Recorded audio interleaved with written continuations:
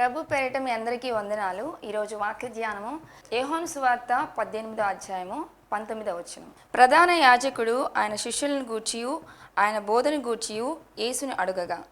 దేవుడి వాక్యం దీవించునుగాక. దేవునికి స్తోత్రం. హల్లెలూయా. మన ప్రభువును రక్షకుడును మన కొరకు త్వరగా మేఘవాహనుల మీద రాబోతున్నటువంటి యేసుక్రీస్తు నామములో మీ అందరికీ ప్రత్యేకమైన వందనాలు తెలియజేస్తున్నాను. రండి దేవుని వాక్యం విందాం. ప్రభు మిమ్మల్ని దీవించునుగాక. గత దినాల్లో మీరు దేవుని వాక్యం ద్వారా దేవుడు అనుగ్రహించిన వనరుల ద్వారా దీవించబడ్డారని నేను భావిస్తున్నాను. మనల్ని ఆత్మీయంగాను శారీరకంగాను మానసికంగాను అన్ని విధాలుగా ఆశీర్వదించడానికి దేవుడు సమర్థుడు. కారణం ఏంటంటే ఆదికాండము 24వ అధ్యాయంలో రాయబడింది, దేవుడు అబ్రహామును అన్ని విషయముల్లో ఆశీర్వదించును అని. కొన్ని విషయాల్లో కాదు, అన్ని విషయాల్లో. మనం అన్ని విషయాల్లో ఆశీర్వదించబడాలి. ఆశీర్వాదానికి వారసులవుటకు దేవుడు మనల్ని పిలిచాడు. కాబట్టి ఈ సమయంలో దేవుని వాక్యాన్ని విందాం. దేవుని వాక్యము మనకు పెద్ద ఆశీర్వాదం. దాన్ని మించినట్టు మరొక ఆశీర్వాదం లేదు. దేవుని వాక్యము మన లోపలికి చొచ్చుకొని పోతుంది. భౌతికమైనవి మన లోపలికి చొచ్చుకొని పోలేవు. ఇంకా బలాన్ని ప్రయోగిస్తే తప్ప, ఏదైనా కత్తిని బలంగా మనం లోపలికి దూరిస్తే. కానీ దేవుని వాక్యము అనేటువంటి ఆత్మ ఖడ్గము, రెండంచులు కలిగినటువంటి ఖడ్గము, అనగా ఎవరూ దూరలేనటువంటి, ఏ కత్తి దూరలేనటువంటి లోపలికి అంత డీప్గా పెనట్రేట్ అవుతుంది, చొచ్చుకొని పోతుంది. దేవుని స్తోత్రం. హల్లెలూయా. ఈ సమయంలో మనం ధ్యానం ఆరంభించుకుందాం. దేవుని వాక్యాన్ని ధ్యానించుకుందాం. యోహాను సువార్త 18వ అధ్యాయము 19వ వచనము. Gospel according to John 18th chapter 19th verse. ప్రధాన యాజకుడు ఆయన శిష్యులను గూర్చియు ఆయన బోధన గూర్చియు యేసును అడుగగా the high priest therefore asked Jesus about his disciples and about his teaching. The high priest therefore asked Jesus about his disciples and about his teaching. వాడుక భాషలో చూద్దాం. స్తోత్రం. ప్రధాన యాజకుడు యేసును ఆయన శిష్యుల గురించి ఆయన బోధిస్తున్న విషయాల గురించి ప్రశ్నించాడు. దేవుని స్తోత్రం. ఎంక్వైరీ స్టార్ట్ అయింది. ఎంక్వైరీలో చాలా విషయాలు అడగలేదు, రెండు విషయాలు అడిగారు. రెండు విషయాలకు సంబంధించిన ప్రశ్నలు. Number 1 about the disciples. Number 2 about the doctrine, ఉపదేశం, బోధన గురించి. 2 డీల గురించి అడిగాడు ఆయన ప్రధాన యాజకుడు. ఒక డి డిసైపుల్స్, రెండవ డి డాక్ట్రిన్. నీ శిష్యులు ఏరి, ఎక్కడున్నారు, ఏం చేస్తున్నారు, వాళ్ళని ఎందుకు ఇంతకాలం నీ వెనకాల తిప్పుకున్నావు, వాళ్ళ ఫ్యూచర్ ఏంటి, వాళ్ళు పోగొట్టుకున్నటువంటి 3.5 సంవత్సరం వాళ్ళని నీతో తిప్పుకున్నంత కాలం మళ్ళీ తిరిగి రాగలదా అన్నట్టుగా శిష్యుల గురించి అన్నమాట. అప్పుడు యేసు ప్రభు అనలేదు, ఒకడేమో వాడే కదండి నన్ను మీ చేతికి అప్పగించింది,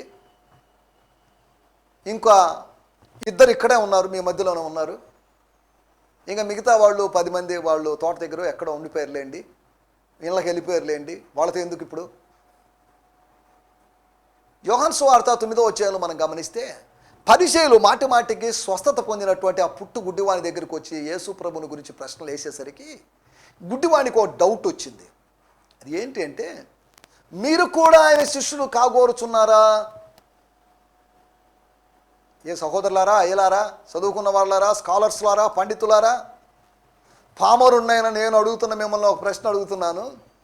మీరు కూడా ఆయన శిష్యుడిగా మారగోరుచు అంటే, మీరు కూడా అంటే నేను కూడా మారగోరుచున్నాను. నాకు ఒక ఆశ ఉంది, నన్ను స్వస్థపరిచిన వాడికి నేను శిష్యుడిగా మారాలి, నన్ను స్వస్థపరిచిన వాడిని నా గురువుగా చేసుకోవాలని ఆలోచన. మీరు మాటికి వచ్చి ఎంక్వైరీ చేస్తున్నారంటే, మీరు మాటికి వచ్చి ప్రశ్నిస్తున్నారు అంటే, మీలో ఉన్నటువంటి ఆ తాపత్రయం ఆత్రాన్ని బట్టి మీరు ఏమన్నా ఆత్మీయంగా ఆయన దగ్గర శిష్యుడికం చేస్తారేమో అనిపిస్తుంది నాకు అని అన్నాడు. ఓ పోవా, ఏం మాట్లాడుతున్నావు, నువ్వే వాడి శిష్యుడివి, మేము మోసే శిష్యులం, మాకు పెద్ద చరిత్ర ఉంది, మా స్కూల్ వేరు, మా ఎడ్యుకేషన్ వేరు, మా డాక్టర్ని వేరు అనే విధంగా మాట్లాడడం ఆరంభించారు. సరే, బట్లోకి వెళ్ళడం లేదు. ఇప్పుడు రెండవది ఆయన బోధన గురించి అడిగాడట. నీ బోధ ఏంటి, బోధ మొత్తం చెప్పగలవా అన్నట్టుగా. ఏ బోధ మొత్తం ఇప్పుడు ఎక్కడ చెప్పగలడు?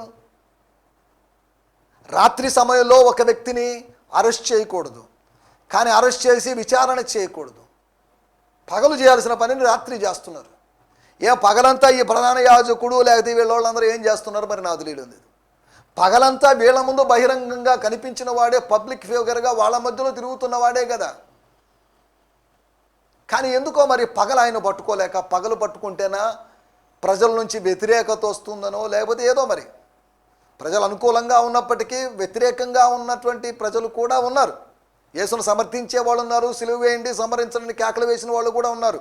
యూదులు మొత్తం సంహరించమని కేకలు వేశారని కదా దాని అర్థం. Majority of the most of the people juice. కానీ అదే సమయంలో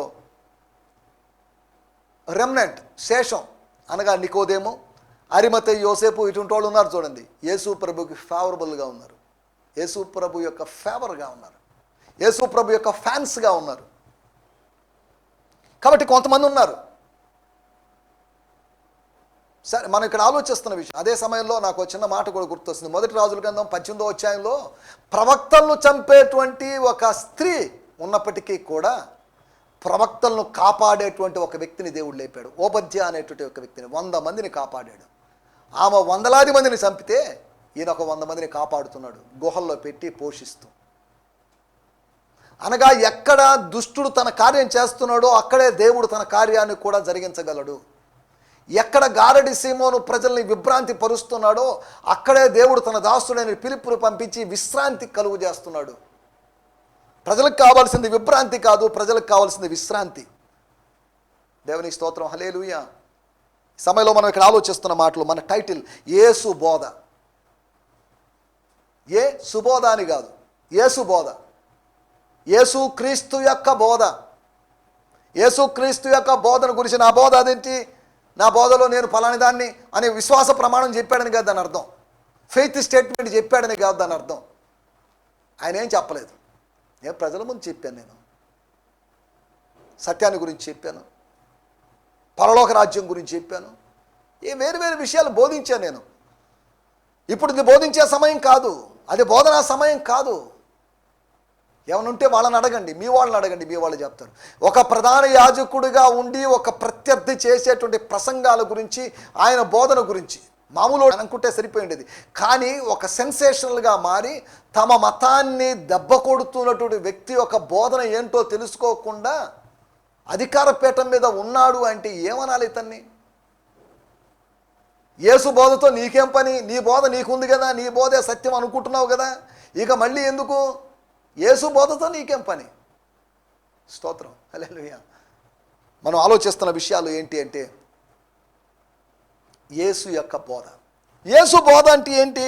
యోహాను సువార్త 7వ అధ్యాయము 16వ వచనంలో మనం గమనించినట్లయితే యేసు ప్రభు చెప్పిన మాట. గత దినాల్లో మనం యోహాను సువార్త 7వ అధ్యాయ ధ్యానంలో ఉన్నప్పుడు, అనగా 2020వ సంవత్సరం జూలై నెల ధ్యానాల్లో ఉన్నప్పుడు దాని గురించి మాట్లాడుకున్నాం. 7వ అధ్యాయము 16వ వచనం. అందుకు యేసు, నేను చేయు బోధ నాది కాదు, నేను చేయు బోధ నాది కాదు, నన్ను పంపిన వానిదే. స్తోత్రం. Jesus therefore answered them and said, my teaching is not mine, but is his who sent me. నన్ను పంపిన వాని. నేను సొంతంగా ఏదో చెప్పడం లేదు, సొంతంగా ఏదో నోట్స్ ప్రిపేర్ చేసి చెప్పకుండా ఇంటర్నెట్లో చూసి అక్కడ చేసి వేరే వాళ్ళ ప్రసంగాన్ని కాస్త మార్చి వేరే వాళ్ళని విమర్శించడానికి కొన్ని పాయింట్లు తయారు చేసుకొని ఇవేగా ప్రసంగాలు. యేసు ప్రభు చెప్తున్నాడు, నేను చేస్తున్న బోధన అది కాదు. అపోస్తలుడైన పౌలు చెప్పిన మాటను కూడా మనం జ్ఞాపకం చేసుకోవాలి. మొదటి తెస్సలోనిక పత్రిక 2వ అధ్యాయము 3-4 వచనాల్లో గమనిస్తే అక్కడ ఆయన ఏం చెప్పాడంటే, ఏలయనగా మా బోధ కపటమైనది కాదు, మా బోధ కపటమైనది కాదు, అపవిత్రమైనది కాదు, అపవిత్రమైనది కాదు, మోసయుక్తమైనది కాదు, మోసయుక్తమైనది కానే కాదు, కానీ సువార్తను మాకు అప్పగించుటకు యోగ్యులమని దేవుని వలన ఎంచబడిన వారమై మనుషులను సంతోషపెట్టు వారము కాక మన హృదయములను పరీక్షించు దేవునినే సంతోషపెట్టు వారమై. ఎలా బోధిస్తున్నాడట? దేవుణ్ణి మనుషులను సంతోషపెడుతూ బోధించడం కాదు. For hour appeal you was not based on error, nor did it involve any immoral behavior or any kind of deceit, but seeing what happened, approved by God to be entrusted with good news. This is the way we speak, not as pleasing men, but pleasing God who tests our hearts. మనుషుల్ని సంతోషపెట్టాలని, వినేవాళ్ళని సంతోషపెట్టాలని, చదువుకున్న వాళ్ళని సంతోషపెట్టాలని, దశం భాగం ఇచ్చేవాళ్ళని సంతోషపెట్టాలని కాదు మా బోధ. కఠినమైన బోధగా ఉండొచ్చు, నచ్చకపోవచ్చు, మెచ్చకపోవచ్చు, కానీ మేము బోధిస్తున్నాం. స్తోత్రం, హల్లెలూయా. మార్కు సువార్త 1వ అధ్యాయం 22వ వచనంలో మనం గమనించినట్లయితే, ఆయన శాస్త్రుల వలె కాక అధికారము గల వాని వలె వారికి బోధించను. అధికారము కలిగిన వాని వలనే వారికి బోధించాడు. కారణం ఏంటి? అధికారం ఉంది కాబట్టి, అధికారం పొందుకున్నాడు కాబట్టి. శాస్త్రులకు అధికారం లేదు, ఉంది అధికారం, మత సంబంధమైన పరిమితమైన అధికారం.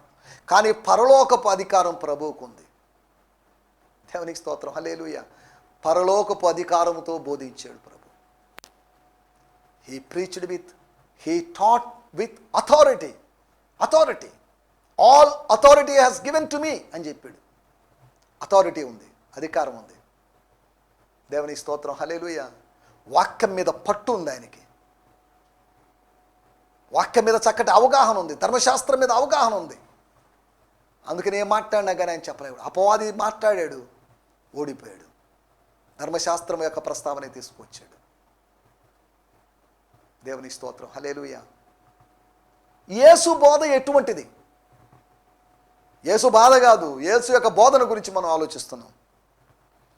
యేసు బోధ ఎటువంటిది? అపోస్తలుడైన పౌలు ఒక మాట చెప్పాడు, మేము కొందరులాగా కలిపి చెరిపెడి బోధలు మేము చేయడం లేదు. మేము కలపడం లేదు, చెరపడం లేదు, అనగా మేము యాడ్ చేయడం లేదు, తీసేయడం లేదు.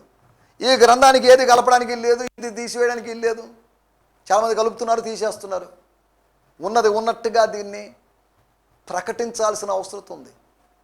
ఏమన్నంటే ఇదంతా మనకు కాదండి, ఇజ్రాయెల్ వాళ్ళకి, ఇదంతా పలానా వాళ్ళకి అంటూ మనం సరిగా వ్యాఖ్యానించలేకపోతున్నాం. దేవుని సేవకుడు సిగ్గుపడనక్కర్లేని పనివానిగాను సత్యవాక్యమును సరిగా విభజించువానిగా ఉండాలని దేవుని వాక్యంలో రాయబడింది. దేవుని స్తోత్రం, హల్లెలూయా. ఈ సమయంలో మనం ఆలోచిస్తున్న మాటలు ఏంటంటే, యేసు బోధ ఒక వ్యక్తి యొక్క బోధను బట్టి అతను ఎటువంటి వాడో తెలుసుకునేటువంటి అవకాశం ఉంది. బోధను బట్టి బోధకుడిని తెలుసుకోవడానికి, బోధను బట్టి బోధకుడిని అంచనా వేయడానికి అవకాశం ఉంది. కానీ అదే సమయంలో జీవితాలు బాగలేనప్పటికీ కొంతమంది బోధ బాగానే ఉంటుంది, బోధ ఈజ్ ఓకే, అద్భుతంగా ప్రసంగం చేస్తాడండి అతను, కానీ అతని వ్యక్తిగతమైన జీవితం బాగాలేదని అనేటువంటి సాక్ష్యాలు అనే మాటలు మనం వింటున్నాం. యేసు యొక్క జీవితం అద్భుతం, యేసు యొక్క బోధ అద్భుతం. మన జీవితము ఒక బోధలాగా ఉండాలి. దేవుని స్తోత్రం. మన జీవితం చక్కగా ప్రజలకు బోధిస్తుంది. మన పెదాలు బోధించేదానికన్నా మన ప్రవర్తనే ప్రజలకు బోధిస్తుంది. మన పెదాలు బోధిస్తాయి, కానీ మన ప్రవర్తన ప్రజలకు బోధిస్తుంది. దేవుని స్తోత్రం. ఇందుని గురించి ఒక మాట ఒక దేవజనుడు అన్నాడు, 4 సువార్తలు ఉన్నాయి, కానీ 5వ సువార్త మనమని. నువ్వు నేను 5వ సువార్త. దేవుని స్తోత్రం, హల్లెలూయా. ఈ సమయంలో మనం ఇక్కడ ఆలోచిస్తున్న విషయాల్లోకి వచ్చేద్దాం. యేసు బోధన గురించినటువంటి 3 విషయాలు. యేసు బోధ అంటే యూదుల బోధ కాదు. మొదటి శతాబ్దంలోనే కొన్ని దుర్బోధలు ఉన్నాయి. యూదుల మధ్యలో దుర్బోధలు ఉన్నాయి. యూదుల మధ్యలో పరిసయ్యులేమో ఆత్మ ఉందని, దేవదూత ఉందని నమ్ముతుంటే, సద్దూకయ్యులు దేవదూతలు లేరు అంటున్నారు. వీళ్ళిద్దరి మధ్యలో క్లాష్లు వచ్చాయి. ఒక గుంపు మరొక గుంపుతో ఏకీభవించలేని పరిస్థితి. ఈ రోజుల్లో ఒక డినామినేషన్ వాళ్ళు, ఒక మత శాఖ వాళ్ళు మరొక డినామినేషన్తో, మత శాఖ వారితో ఏకీభవించలేని పరిస్థితి. దేవుని స్తోత్రం, హల్లెలూయా. తేడాలు ఉంటాయి, భేదాభిప్రాయాలు ఉంటాయి. దేవుని వాక్యంలో అపోస్తలుడైన పౌలు అందుకని అంటాడు, 1 కొరింథీ పత్రిక 11వ అధ్యాయం అంటాడు, మీలో యోగ్యుడైన వాడెవడో కనబడి నిమిత్తం భిన్నాభిప్రాయములు ఉండక తప్పదు. డినామినేషన్లన్నింటినీ పడగొట్టేసి లేకపోతే లేకుండా చేసి వీటన్నిటిని కలుపుదాము అంటే అవకాశం లేదు. విడిపోయింది దేనికంటే పెత్తనం చేయడానికే, విడిపోయింది దేనికంటే ఏదో చెడు వాటిని వ్యాపింపజేయడానికే, విడిపోయింది దేనికంటే సంపాదించుకోవడానికే. ఇప్పుడు మళ్ళీ కలపాలంటే కలపలేం. విడివిడిగా ఉన్నప్పటికీ కూడా ఐక్యంగా ఉండాల్సినటువంటి అవసరం ఉంది. ఎన్ని డినామినేషన్లు చూడండి, మాది కరెక్ట్ అని. ఏ డినామినేషన్ కరెక్ట్ కాదు, కానీ వాక్యమే కరెక్ట్. సత్యం. దేవుని వాక్యమే సత్యం. డినామినేషన్లు వస్తుంటాయి, పోతుంటాయి, కొత్తగా పుట్టొచ్చు కూడా. కానీ దేవుని వాక్యము అనాదిగా ఎప్పుడో ఆకాశములో లేకపోతే యుగ యుగముల క్రితమే స్థిరపరచబడినటువంటి సిద్ధపరచబడినటువంటి వాక్యం అనే సంగతి మీకు గుర్తు చేస్తున్నాను. దేవుని స్తోత్రం. హల్లెలూయా. యేసు బోధన గురించి 3 విషయాలు మీకు త్వరగా జ్ఞాపకం చేస్తాను. 1 నంబర్ 1 20వ వచనం. యేసు నేను బాహాటముగా లోకము ఎదుట మాట్లాడి తిని యూదులందరూ కూడివచ్చు సమాజ మందిరములలోను దేవాలయంలోను ఎల్లప్పుడూ బోధించి తిని రహస్యముగా నేనేమియూ మాట్లాడలేదు. దేవునికి స్తోత్రం. Jesus answered him the high priest అన్నస్, I have spoken openly to the world. I frequently taught in the synagogues and in the temple where all the Jews gathered. I said nothing in secret. అంటే యేసు బోధ బహిరంగమైనది. He's a public teaching. అంటే దాని అర్థం ఏంటి?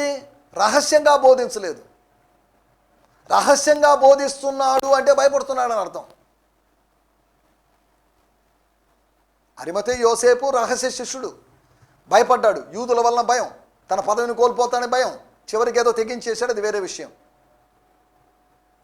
యేసు బోధ అటువంటిది కాదు. స్టార్టింగ్ నుంచి ఆయన పబ్లిక్ మినిస్ట్రీ చేయడం ఆరంభించాడు.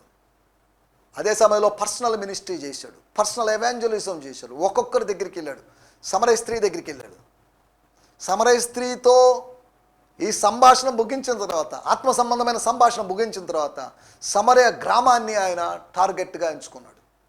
గ్రామాన్ని కవర్ చేశాడు. అనగా పర్సనలు కావాలి ఆయనకు, పబ్లిక్ కావాలి. అనగా ఒకళ్ళు కావాలి, అనేక మంది ఆయనకు కావాలి. సరే, దేవునికి స్తోత్రం. అలాగే జక్కయ్యని ఒకడిగా కలిశాడు. ట్యాక్స్ కలెక్టర్ అయినట్టు మాథ్యూ, లేవీని ఒక్కడిగా కలిశాడు. ఇలా పర్సనల్ ఎన్కౌంటర్స్ని వాటిలోకి మనం వెళ్ళలేదు. మనం ఆలోచిస్తున్న విషయం, నేను బహిరంగంగా చేశాను. నేను ఎవరికో భయపడిపోయి నేను మీ దేవాలయంలో, యెరూషలేము దేవాలయంలో మీరు ప్రధాన యాజకుడిగా ఉన్నా అని అనడం లేదు. దేవాలయంలో అంటున్నాడు.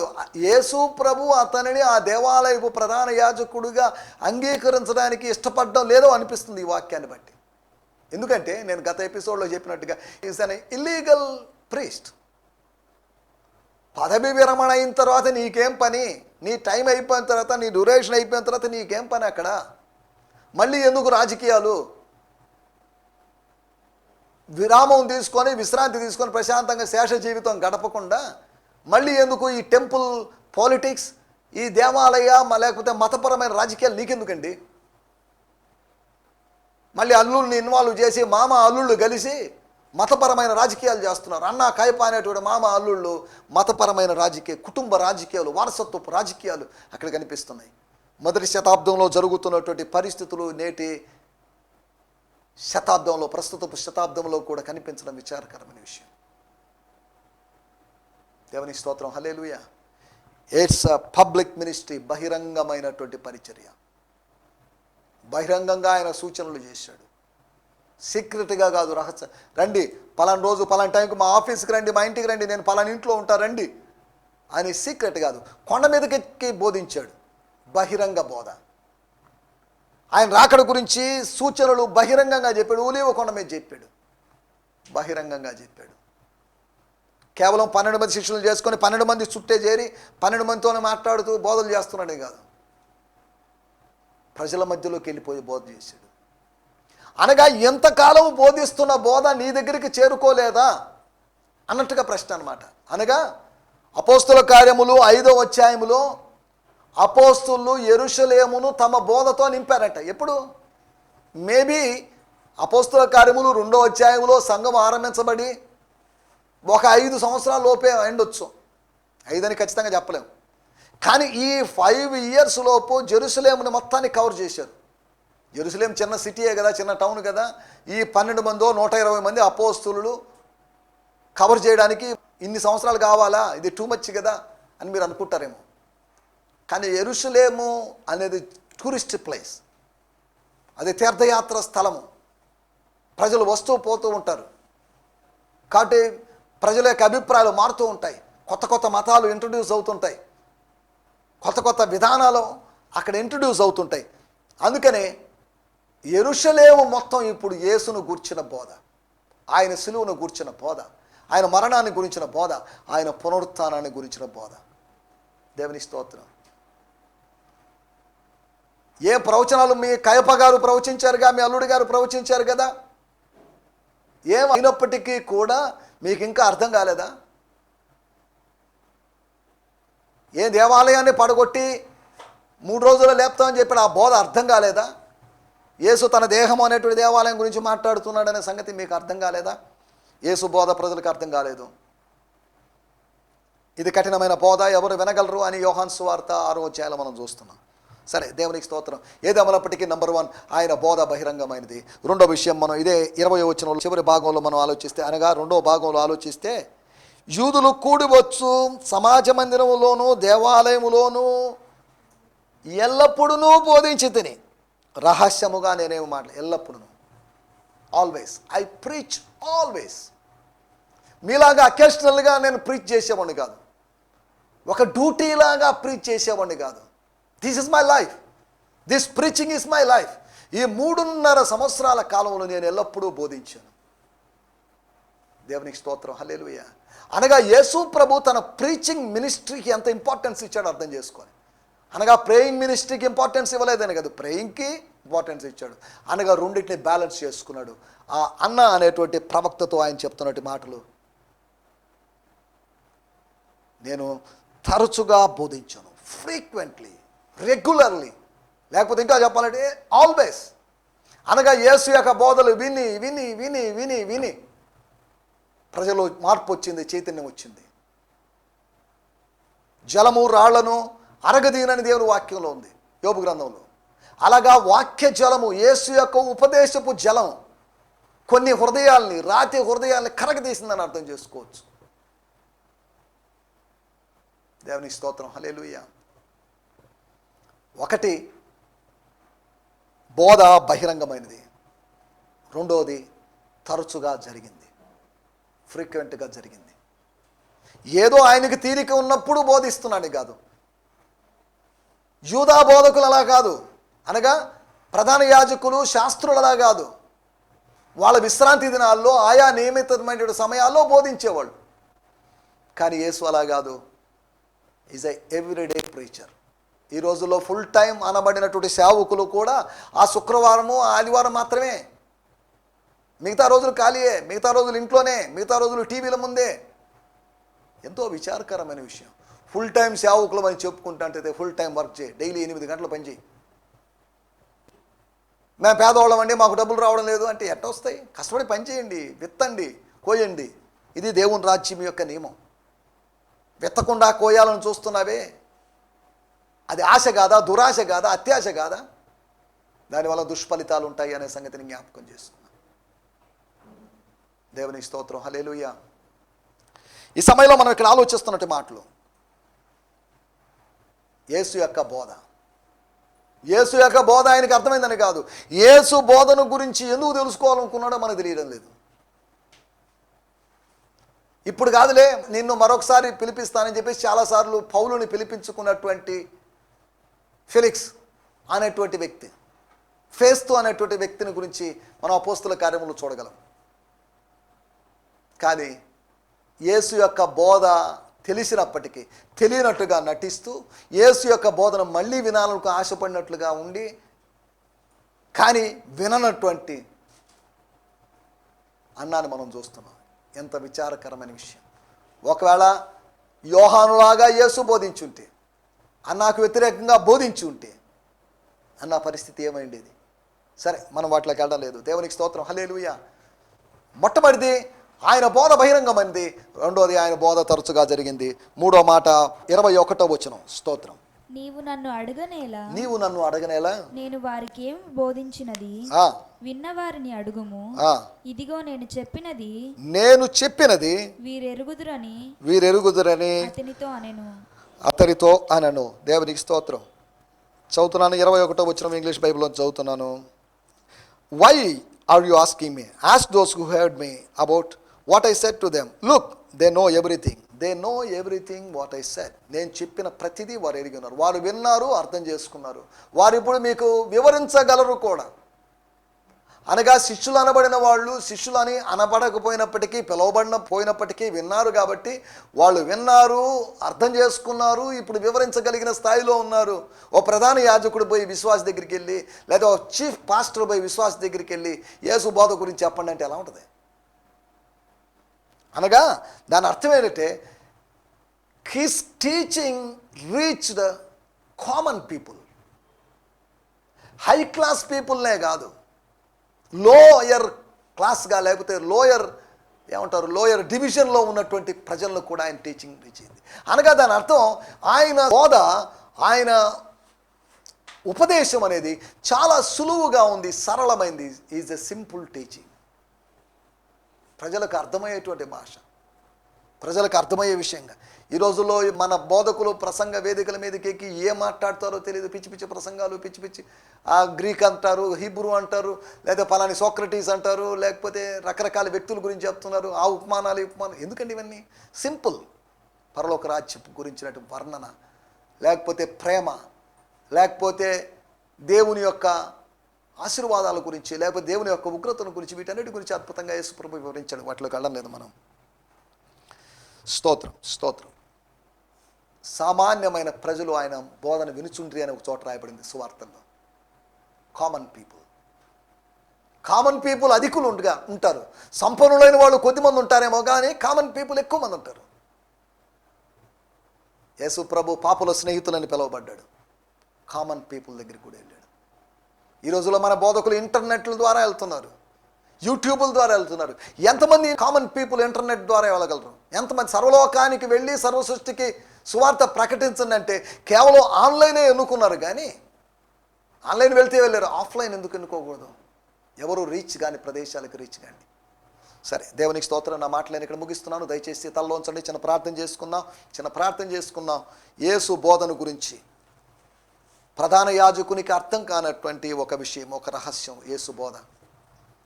సమయంలో మనం ప్రార్థన చేసుకుందాం. పరిశుద్ధుడైన మా దేవా, మీకు వందనాలు. మీరు మాకు వినిపించిన మాటల కొరకే మీకు వందనాలు. ఆత్మ సంబంధమైన మంటలు చల్లారిపోతున్నాయి. అది ఎంతో విచారకరమైన విషయం. ప్రభా, ఈ సమయంలో మీరు మాకు వినిపించిన మాటల కొరకే మీకు వందనాలు. కానీ మేము కూడా ఈ మంటలు చల్లారిన వారంగా కాకుండా, మంటలు ఆర్పివేయబడిన వారంగా కాకుండా, మీ కొరకు మండుతూ ప్రకాశించేవాళ్ళుగా, వెలిగేవారుగా, జ్వలించేవారుగా, ప్రజ్వలించేవారుగా ఉండగలటూ సాయం చేయమని యేసు క్రీస్తు నామములోనే ప్రార్థించడుగుతున్నాం పరమ తండ్రి. ఆమేన్. దేవుని స్తోత్రం. మీ అందరికీ ప్రత్యేకమైన వందనాలు. ప్రభు చిత్తమైతే మరొక ఎపిసోడ్లో కలుసుకుందాం. ఈ సందేశము మీకు ఆశీర్వాదకరంగా ఉందని నమ్ముచున్నాము. ప్రార్థన అవసరతల కొరకు మమ్మల్ని సంప్రదించవలసిన మా చిరునామా గిద్యోన్ మిషన్ చర్చ్, 6వ వీధి, శాంతినగర్, నెల్లూరు 4, ఆంధ్రప్రదేశ్. పిన్ 524004.